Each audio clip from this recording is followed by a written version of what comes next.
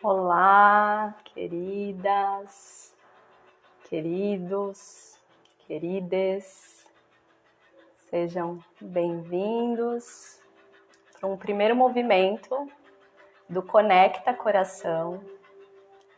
Hoje eu recebo o querido professor Roberto Silva. Então, em alguns minutos, a gente inicia esse bate-papo. Sugiro que para as pessoas que sintam acompanhar este movimento até o final, que vocês encontrem uma posição que seja confortável para vocês, pelo tempo de 40 a 60 minutos. Joyce, querida, seja bem-vinda. Hoje eu abro o primeiro movimento do Conecta Coração com a presença do professor Roberto Silva.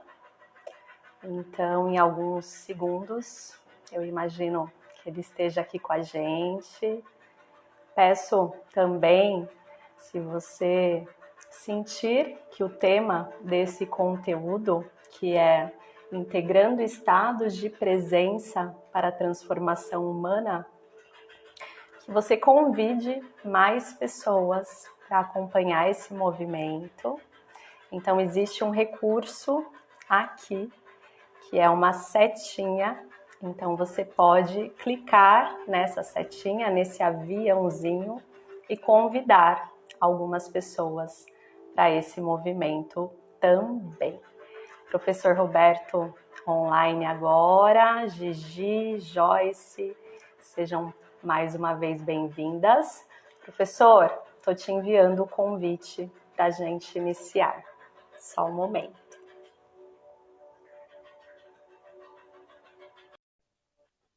Já deu certo. Se vocês puderem também validar a qualidade da minha imagem, do meu som. Olá! Seja bem-vindo, professor! Tudo bem? Tudo bem, estava aqui já dando as boas-vindas para algumas pessoas que estão chegando. Fiz também o convite para as pessoas que sentirem que esse tema, integrando estados de presença para a transformação humana, ele possa ressoar para outras pessoas. Fica o convite para vocês clicarem aqui nessa setinha que tem no rodapé, um aviãozinho, e convidar mais pessoas a participarem desse bate-papo com esse querido. É uma honra, um presente tê-lo aqui, do Roberto. Desde Mônica, já te agradeço mais uma vez. a honra é minha, muito obrigado pelo convite, você é uma querida. E lindo esse trabalho que você vem fazendo aí dessas lives, né?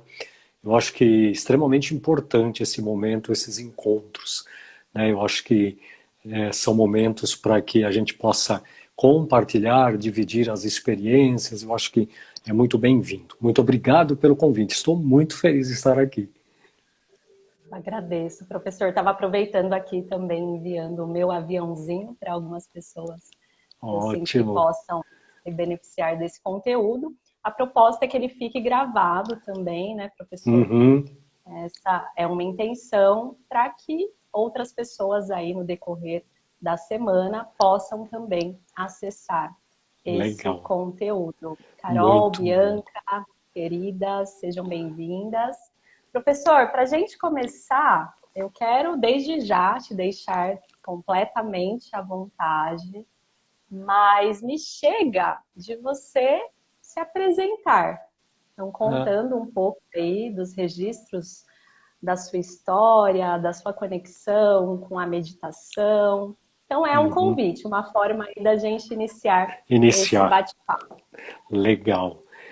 É, já fazem 38 anos, né, que eu faço as práticas meditativas.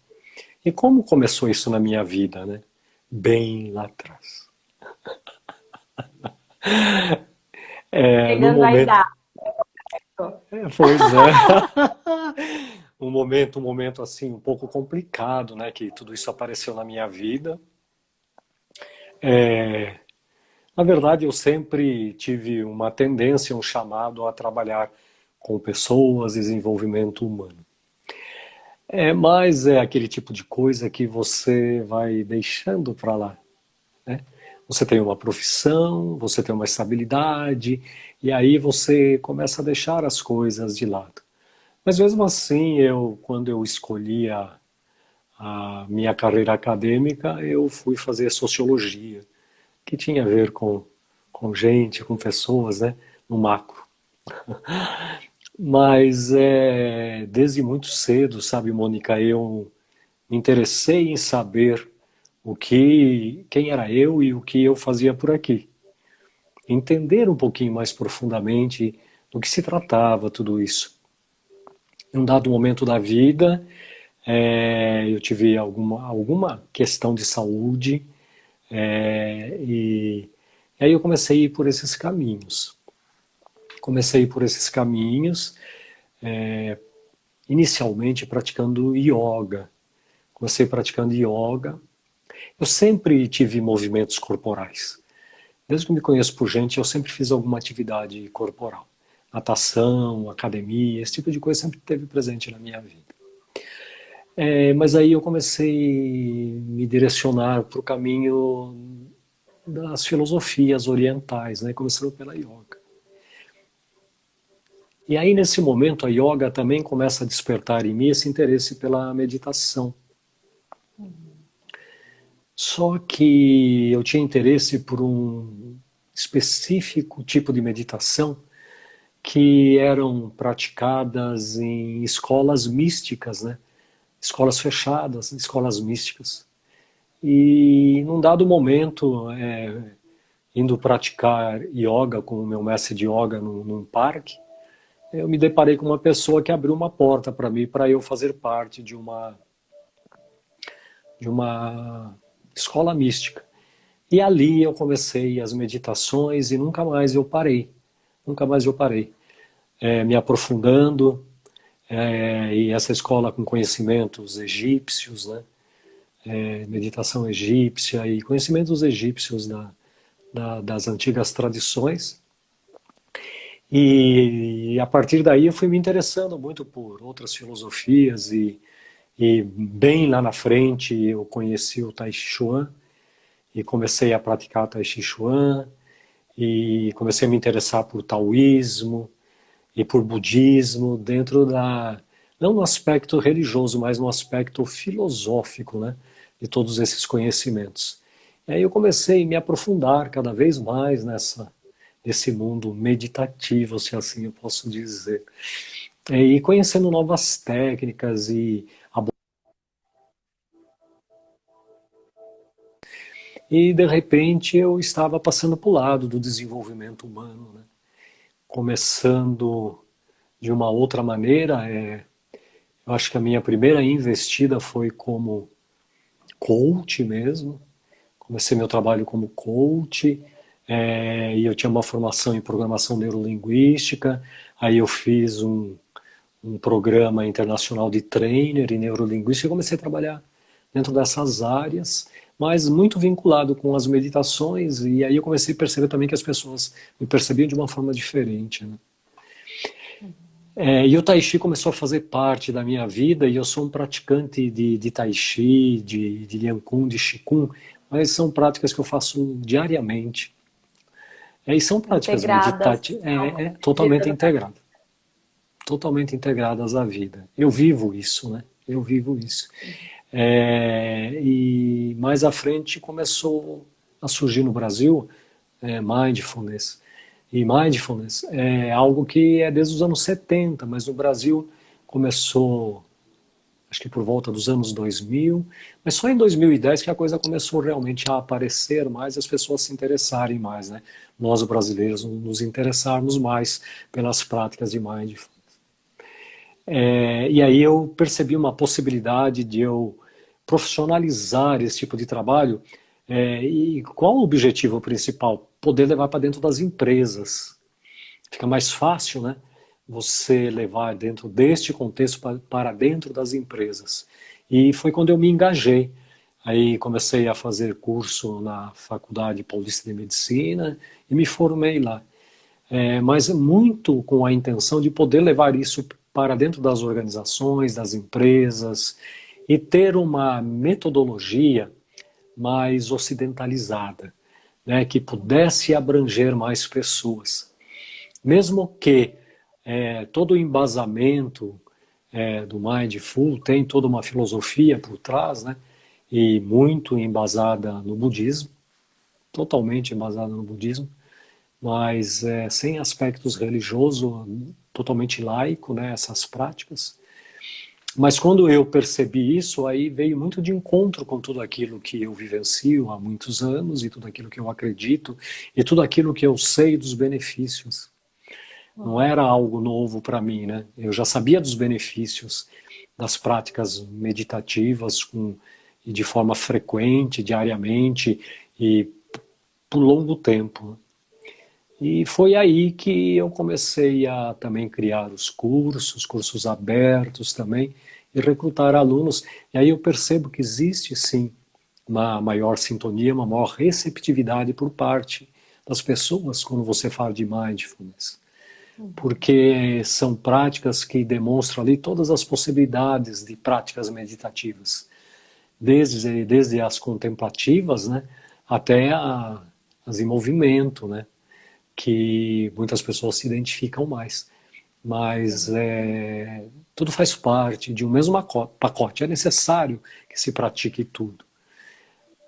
E ao longo do tempo, aí, através das pesquisas que eu acompanho, né, de mindfulness, a gente começa a perceber que, mesmo que a pessoa tenha dificuldade num primeiro momento, se ela fizer práticas diárias de 5 minutos, existe uma transformação absurda na pessoa. Hoje, isso experimentado cientificamente, percebe-se que já inicia uma mudança na neuroplasticidade, né, cerebral.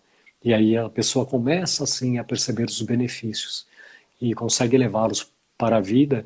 E o fato de insistir nessa prática de pelo menos 5 minutos por dia fará com que isso vá se incorporando, né, na sua vida. Isso passa a fazer parte da sua vida e você consegue ir se aprofundando mais no aspecto quantidade de tempo mesmo, né? E você consegue em pouco tempo alcançar 30 minutos, 45 minutos, de uma forma muito confortável, né? De uma forma muito confortável. Porque qualquer prática meditativa, a nossa mente quer nos tirar desse silêncio, né? Então, existe assim uma dificuldade. Exatamente. O tempo todo, né? E esse fluxo de pensamentos faz parte de nós. E nós temos que entender, né? Na hora que a gente começa a fazer trabalhos meditativos, entender que isso também faz parte de nós. E que nós não podemos brigar com isso, né? Nós não podemos, nós precisamos acolher isso para que haja mais eficácia dentro dos trabalhos. Enfim, é por aí. Minha história se resume um pouquinho nisso, de forma bem sintética, em função de tempo. Muito obrigada, professor. Para as meninas que chegaram aí agora, Simone, Sol, professor Roberto Silva trazendo resumidamente registros aí da sua história em conexão às meditações. E aí ele fecha essa fala, né, trazendo principalmente a sua conexão com o campo do mindfulness. Mas o que eu gostaria, professor, de te perguntar, de forma que você responda também aí, resumidamente, porque nós temos aí alguns objetivos também para o nosso momento hoje, inclusive uma prática, um presente aí do professor Roberto para nós. Mas o que é a meditação para você, Roberto? Para mim, a meditação, isso tem muito a ver com a filosofia mindfulness. Meditação é você sentar-se com tudo aquilo que está presente no momento presente. Para mim é assim. Tudo mesmo? Hã? Tudo mesmo? Com tudo mesmo. É, é assim, nós não podemos tentar modificar nada, mesmo porque não há o que modificar, né? Então, na hora que, para mim, né, e a filosofia mindfulness também é isso, e tantas outras práticas de meditação, as orientais principalmente, o fundo filosófico é esse. Você sentar-se com tudo aquilo que estiver presente no momento e apenas tornar-se você mesmo um objeto da sua própria observação, uma auto-observação do que está acontecendo naquele momento, sem nenhuma expectativa, sem esperar algum resultado, porque quando você se senta para meditar, você está se aquietando, você está entrando em contato, e para mim é isso também, você está entrando em contato com o seu corpo, voltando a habitar o seu corpo. Porque grande parte do tempo nós não ficamos no corpo, né? Nós ficamos no mundo dos pensamentos, que não são reais, e nós enxergamos o mundo através das crenças, essas crenças que são emocionais e são mentais. E aí fica meio que um véu, né, na sua frente, e você enxerga através desse véu. O que não é real. O que não é real. E para mim, sentar-se em meditação é a possibilidade de você sentir a realidade como ela se apresenta. Apenas observando da forma como ela se apresenta. Também porque, eu digo assim, sentar-se com tudo que está presente naquele momento, isso faz com que nós possamos ter uma visão sistêmica do todo. Quando eu me sento com alguma questão, algum problema, algum conflito, eu fico muito preso a essa questão, ao problema, ao conflito, e eu não enxergo o resto, o todo. Eu enxergo só parte do todo, que é aquela situação difícil que eu estou atravessando, aqueles momentos que são difíceis na vida. E aí eu me prendo a isso, mas aí eu não tenho mais um olhar sistêmico. E eu passo a não enxergar. De forma prática, você, por exemplo, quebra o seu liquidificador. Aí você já diz assim, mas eu não sei consertar esse aparelho eletrodoméstico. Eu já coloquei um limite aqui. Eu não sei fazer isso. Eu não sei fazer isso. Ao passo que, se você dar uma mexida, você for dar uma investigada, às vezes é uma coisa tão simples. Talvez o fio escapou. E você é capaz de fazer aquilo. Mas você já se pré-determina. Eu não sei fazer isso. Não é diferente de quando a gente está em situações de conflito, as questões que aparecem na vida, a gente olha para aquilo e a gente fala, eu não sei resolver isso. A nossa mente automaticamente diz assim para nós assim, eu não sei lidar com essa situação. E aí eu já me pré-determinei a não lidar com isso. E aí eu fico totalmente preso a esta situação, não tendo um olhar sistêmico de olhar o todo e poder enxergar mais à frente. Quando nós entramos em processos meditativos, nós temos sim a condição de desenvolver esse olhar sistêmico para o todo, que é enxergar novas possibilidades além daquelas questões que chegam só até aqui.